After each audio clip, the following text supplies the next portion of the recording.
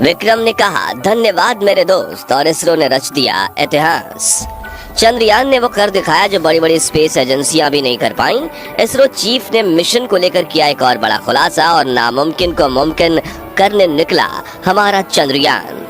दोस्तों, हम सभी इस बात को बहुत अच्छे से जानते हैं कि चंद्रयान 3 हमारे लिए कितना बड़ा और कितना महत्वपूर्ण मिशन है, क्योंकि इस मिशन के पीछे हमारे वैज्ञानिकों की कई सालों की मेहनत, सैकड़ों करोड़ों रुपए का बजट और सबसे जरूरी हमारे देश की साख भी दांव पर लगी हुई है। और अभी तक के मिशन को अगर देखें तो चंद्रयान 3 ने हमारे सर को एक पल के लिए भी झुकने नहीं दिया है। एक से बढ़कर एक मुश्किलों को भी हमारा ये अंतरिक्ष यान चुटकियों में पार करते हुए आगे बढ़ रहा है। इसी सिलसिले में चंद्रयान ने फिर से एक ऐसा कारनामा कर दिखाया है जिससे हम सभी भारतवासियों का सीना गर्व से फूला नहीं समा रहा है। लेकिन साथियों, सोचने वाली बात तो ये है कि अब वो घड़ी भी दूर नहीं है जिस पर आकर हमारा चंद्रयान 2 फेल हुआ था। इसरो चेयरमैन एस सोमनाथ ने लैंडिंग के बारे में अहम जानकारी देते हुए ये साफ कर दिया है कि अब आगे का सफर चंद्रयान के लिए सबसे ज्यादा मुश्किल होने वाला है। और इसी के चलते इसरो के कमांड सेंटर में मौजूद वैज्ञानिक 24 घंटे बिना रुके इस मिशन को सफल बनाने की कोशिश में जुट गए हैं। तो आखिर इसरो चीफ ने ऐसा क्या कह दिया कि इस मिशन को लेकर सिर्फ वैज्ञानिक ही नहीं बल्कि आम लोगों की चिंता बढ़ गई है।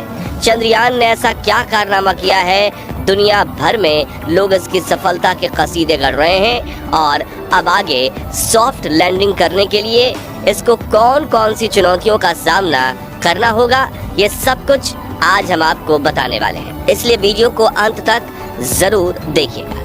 दोस्तों, चंद्रयान 3 इस समय चांद की सतह के बेहद नजदीक है और इसका आखिरी पड़ाव यानी लैंडिंग प्रोसीजर स्टार्ट हो चुका है। इस सब की शुरुआत 16 अगस्त को हुई जब चंद्रयान को चांद के 153 गुने 163 किलोमीटर वाले 5वें और आखिरी ऑर्बिट में एंटर कराया गया।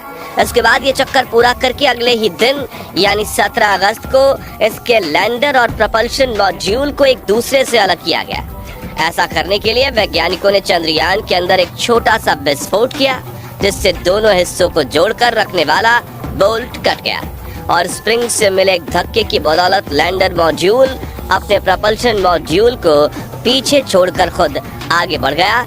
इसी दौरान लैंडर मॉड्यूल के प्रपल्शन मॉड्यूल को मैसेज देते हुए कहा कि यहाँ तक के सफर के लिए शुक्रिया मेरे दोस्त, और इस तरह अलविदा कहकर ये आगे अपने सफर पर निकल गया।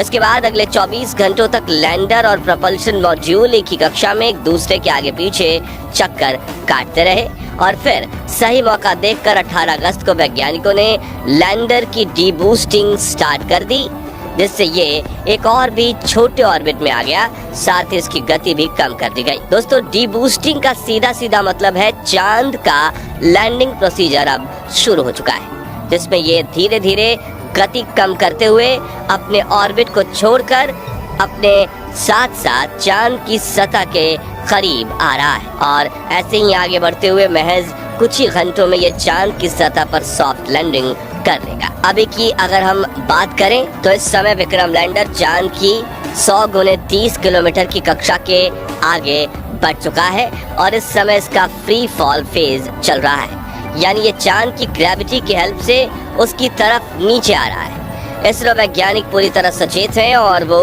इस पर पल पल नजर रख रहे हैं और खबर भी ले रहे हैं। असल में वैज्ञानिकों को अच्छे से पता है कि चंद्रयान इस समय अपने सबसे क्रिटिकल फेज से गुजर रहा है और इसी को देखते हुए इसके सभी सेंसर्स और इंजन्स अब ऑन कर दिए गए हैं, क्योंकि इम्तिहान की वो घड़ी आ चुकी है जिसका हम पिछले करीब 40 दिनों से इंतजार कर रहे हैं। इस समय चंद्रयान अपने इस पूरे मिशन के सबसे मुश्किल टेस्ट से गुजर रहा है, क्योंकि वर्टिकल लैंडिंग करना और वो भी चांद के दक्षिणी ध्रुव में ये बहुत ज्यादा मुश्किल काम है। अब जिन लोगों को नहीं पता उन्हें हम बता दें कि विक्रम लैंडर चांद की सतह पर वर्टिकली यानी सीधा खड़ा होकर लैंड करने वाला है, जो हॉरिजॉन्टल लैंडिंग की तुलना में काफी ज्यादा मुश्किल होता है। असल में जब किसी यान को वर्टिकली लैंड कराया जाता है तो हवा में उसका सीधा रखना और साथ ही उसकी गति को कंट्रोल करना बहुत ही मुश्किल हो जाता है। इसका कारण ये है कि वर्टिकली नीचे आते हुए यान की रफ्तार काफी ज्यादा तेज हो जाती है। हालांकि पृथ्वी के मुकाबले चांद की ग्रेविटी 6 गुना कम है, लेकिन चांद का वायुमंडल बहुत ज्यादा पतला है, जिसके चलते यहाँ एयर रेसिस्टेंस ना के बराबर है और इसकी वजह से नीचे गिरते हुए किसी भी ऑब्जेक्ट की स्पीड काफी ज्यादा बढ़ जाती है।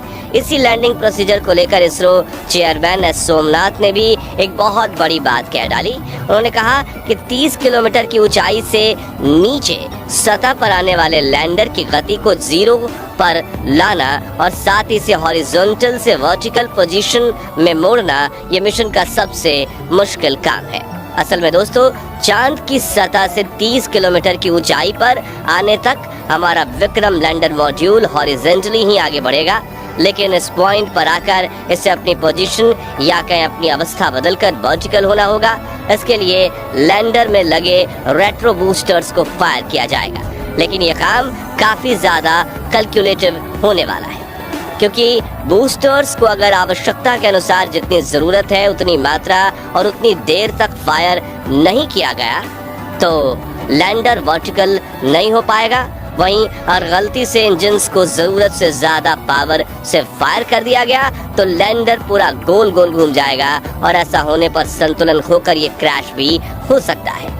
और मुश्किल यहीं खत्म नहीं होगी, क्योंकि मान लो अगर लैंडर को वर्टिकली सीधा खड़ा भी कर लिया गया तब भी इसकी नीचे गिरने की गति को कंट्रोल करना एक बेहद ही मुश्किल टास्क होगा, क्योंकि सटीक कैलकुलेशन करके इसकी गति को इस हिसाब से कम करना है कि चांद की सतह पर टच डाउन करने से जस्ट पहले ये 0 हो जाए।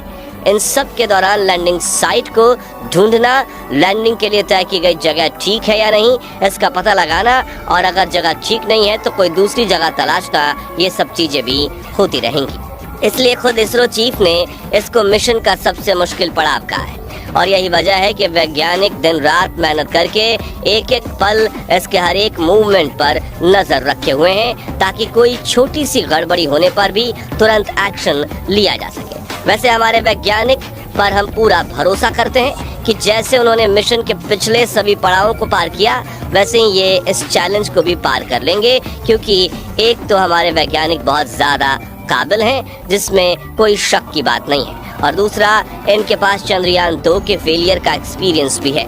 आपको बता दें, आज से 4 साल पहले चंद्रयान 2 का विक्रम लैंडर अपने लैंडिंग प्रोसीजर के दौरान ही क्रैश हुआ था। इसलिए इस मिशन में क्या गलतियां पहले हुई और क्या गलतियां अब आगे हो सकती हैं, इन सब के बारे में वैज्ञानिकों को बहुत अच्छे से पता है और अपनी पिछली सभी गलतियों को सुधार कर ही चंद्रयान 3 मिशन को लॉन्च किया गया है। अगर हम चंद्रयान 2 और चंद्रयान 3 के विक्रम लैंडर की आपस में तुलना करें तो इसमें कई बड़े और अहम बदलाव देखने को मिलते हैं। सबसे पहले तो चंद्रयान 3 के लैंडर में 4 इंजन लगाए गए हैं, जबकि चंद्रयान 2 के लैंडर में ये 5 थे। इस बार लैंडर की बेहतर बैलेंसिंग के लिए एक इंजन को कम किया गया है। इसके अलावा चंद्रयान की लेग्स जिन पर वो लैंड करेगा उनको भी पहले से काफी ज्यादा मजबूत मिलिट्री ग्रेड मटेरियल से बनाया गया है। ये लेग्स इतनी मजबूत है कि अगर लैंडर किसी वजह से थोड़ी बहुत हार्ड लैंडिंग भी करता है तो ये इसको कुछ भी नुकसान नहीं होगा। इसके अलावा इस बार लैंडर में लेजर डॉपलर वेलोसिटी मीटर यानी LDV और लैंडर हॉरिजॉन्टल वेलोसिटी कैमरा यानी कि LHVC जैसे हाईली एडवांस उपकरणों को लगाया गया है। लेकिन इस फिजिकल एस्पेक्ट्स के अलावा जो सबसे बड़ा बदलाव इस बार हमारे लैंडर में किया गया है वो है ऑन बोर्ड कंप्यूटर सिस्टम। दरअसल इस बार लैंडर के कंप्यूटर को एक बेहद ही एडवांस AI के साथ इक्विप्ड करके काफी ज्यादा स्ट्रॉन्ग बनाया गया है। यह सिस्टम इतना कैपेबल है कि बिना किसी कमांड के भी खुद अपने दम पर लैंडिंग को अंजाम दे सकता है। इसके सोचने और फैसला लेने की एबिलिटी को बिल्कुल वैसे ही डिजाइन किया गया है जैसे हम इंसान अपने दिमाग की मदद से सोच समझकर कोई फैसला लेते हैं। और इन्हीं सब चीजों के चलते इस बार चंद्रयान का चांद के दक्षिणी ध्रुव पर लैंड करना 100% तय माना जा रहा है। वैसे आप चांद की सरजमी पर भारत का झंडा लहराते हुए देखने के लिए कितने उत्साहित हैं, कमेंट करके जरूर बताइए।